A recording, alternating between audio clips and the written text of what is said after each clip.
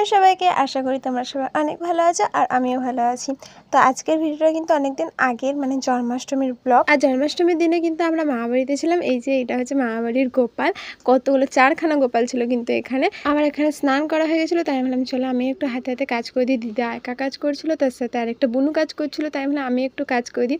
আর এখানে সবাই দেখে রাখো যে কি আমি কাজ করি, কিন্তু যারা বলে যে আমি কাজ করি না তাদেরকে দেখিয়ে রাখলাম যে কি আমি কাজ করতে পারি। নারকেল কুড়ানোর পর কিন্তু ওখানে দিদা নাড়ু করেছিল, তো ওটা আমি ঢাকতে গেছিলাম। এখন মনে পড়ছে যে কি আমি একটাও নাড়ু খাইনি। যা, তারপরে আমি ঘুমিয়ে গেছিলাম। তারপরে দেখি সন্ধ্যা হয়ে গেছে। সন্ধ্যাবেলায় আমি আর বুনু, ওটা আমার ছিল মামার মেয়ে, তো আমি শাড়ি পরেছিলাম, বুনু লেহেঙ্গা পরেছিল। আর এখানে হচ্ছে যে কি পুজো স্টার্ট হয়ে গেছে, মানে এখানে হচ্ছে এখন গপুকে স্নান করানো হবে। আর এখানে কিন্তু গপু বসেও গেছে স্নান করানোর জন্য, একটু পরে ওকে স্নান করানো হবে।